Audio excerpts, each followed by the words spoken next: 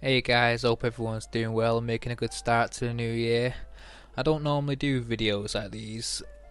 However, myself being a passionate skateboarder and previously owning a small skateboarding company, it's just completely come to my attention that Skate 4 isn't gonna happen anytime soon, no matter what people want. But the biggest two competitors at the market at the minute are still early access and in pre-alpha version, but that'll be Session and Skater XL. I'm basically just making this video to be a quick comparison between both games in the stages they are at right now. However, I must say that being such early stages in the developments of the games, there is many bugs, glitches and things will probably change quite heavily in the overall outcome of the game. You'll probably notice as well from the gameplay videos that a lot of the movements are, in both games, are quite stiff, and that's been putting a lot of people off for some strange reason. I don't think people quite understand that it is a early alpha slash beta of the game, early access. It's quite a strange concept to these games, to be fair, because both of them are going for the completely more realistic feel using, well, both analog sticks, the right analog stick being the back foot and the left analog stick being the front foot, and that's within both games. Being a skateboarder myself, I completely applaud this mechanic. However, a lot of the general public who play skateboarding games don't actually skateboard themselves, so they prefer the more, well, I'm going to have to say the slightly easier option, which is true and I completely understand it, which makes me kind of wonder what sort of target audience are these specifically aiming at. As well, many people know the skate scene isn't huge. It is massively growing, especially being in the Olympics in 2020. I can imagine a massive increase in skateboarders and skateboarding fans at this period. Anyway, enough of the general kind of skateboarding history behind it all. Let's get stuck into some of the mechanics and how it actually works and plays, and a small comparison between both of them. As I already mentioned before about the control schemes being the right analog stick is the right foot, left analog stick left foot, it's brilliant. However, Session came out a little bit before Skater XL, so I've had the opportunity to get a little bit more familiar with the Session control pad button scheme. The first thing I noticed was that the control scheme was completely transferable from Session to Skater XL straight off the bat. The first thing I did when I picked up the control pad and played Skater XL was flick to tray flip, as in the same as I would on Session, and it was almost identical. However, on Session you'd have to scoop the bottom right analog stick all the way and then aim directly to the left, because it looks like the tricks are a little bit more set up on there. As in Skater XL you have a bit more board control, so you have to scoop from the bottom and then flick it slightly to your left and diagonally up, as in real life you'd scoop your back foot and you'd flick a little bit more vertical rather than horizontal. One aspect I couldn't quite grasp on Session was to get more height on my tricks. It was kind of a bit of a hit and miss, that I'd do a trick, sometimes it might be high, sometimes it might be lower. That's probably completely down to me.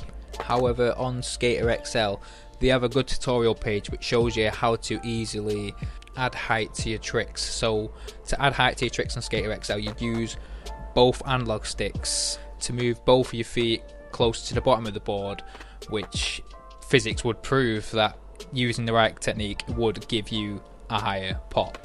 It is still a bit of a learning curve to try and get the higher pop, because I noticed myself accidentally flipping the board when I didn't want to flip the board, but that's just because I'm trying to move two analog sticks at once, and it's sometimes quite hard to get it directly perfect in the direction you want it to go. None of the games so far have any form of transition tricks, as well of the still early stages, as I can't imagine it's been implemented in the game at all so far. But the flip trick selection is practically everything I can really think of, apart from some odd really techie tricks. But all in all, you can pretty much control the board however you want, so if you can think of how to do it in your head, then you can transfer it to the control pad and it'll work, providing you've already learned and mastered the control scheme. As I was saying before about Session feeling a little bit more set up than Skater XL, that still feels the same, especially when it comes to ledge tricks, as on Skater XL you have complete board control, so you have to aim exactly perfect onto the ledge, and when you pop and land on the ledge, that is how you're going to land. So on Skater XL, if you wanted to do a nose slide, you'd have to roll up next to the ledge, pop and turn slightly with the left triggers or the right trigger depending on which way you're going, and you have to land your nose of your board directly on this ledge. So you'd have to hold the board using your foot on the left analog stick to keep it on the ledge, otherwise it would slip straight off and you just nose bonk it. On session you still have to hold your foot on the board, but it is slightly easier because you can pop next to the ledge and more or less you don't have to be aiming directly at it, because you can hold the left analog stick directly left or directly right and it'll automatically do the nose slide for you, and you can just hold it in that position until you want to pop out, which is a lot easier than Skater XL. However, it is a little bit less realistic, which, as we were saying before, whether that's a good thing or bad thing, it's down to the consumer who's going to play the game. The next thing I've got to mention is your stances. On Skater XL, they only have one stance so far, and that's regular. However, you can still ride in fakie, switch, nollie, do all your tricks in them stances.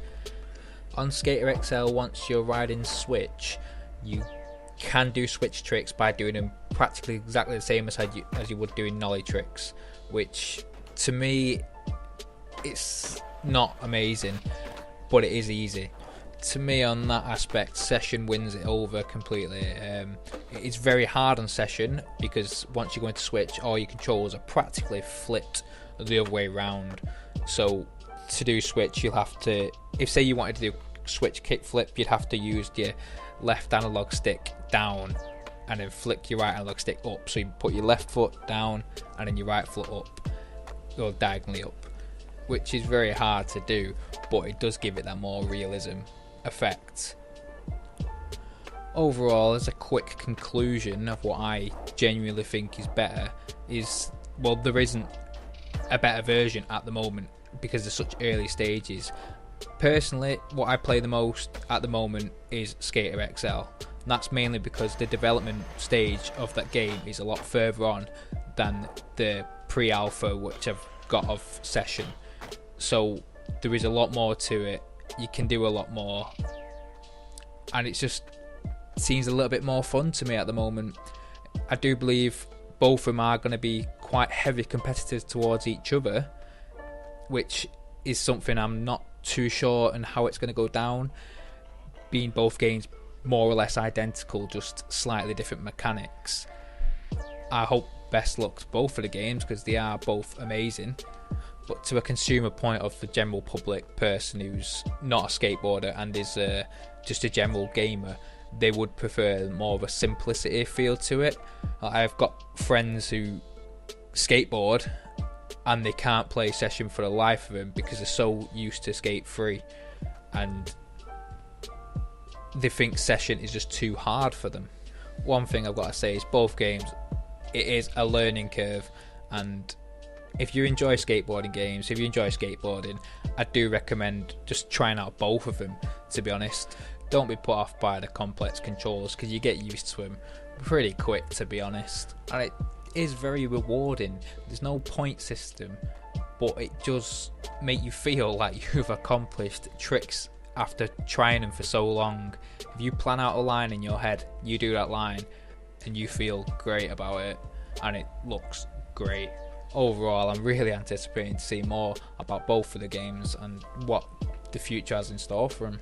I hope this video helped you understand more about the game, and yeah, there's probably a few more bits and bobs I could have added into the video, but I've not got all the time in the world and I don't think you have either. So yeah, I hope you enjoyed it. See you later.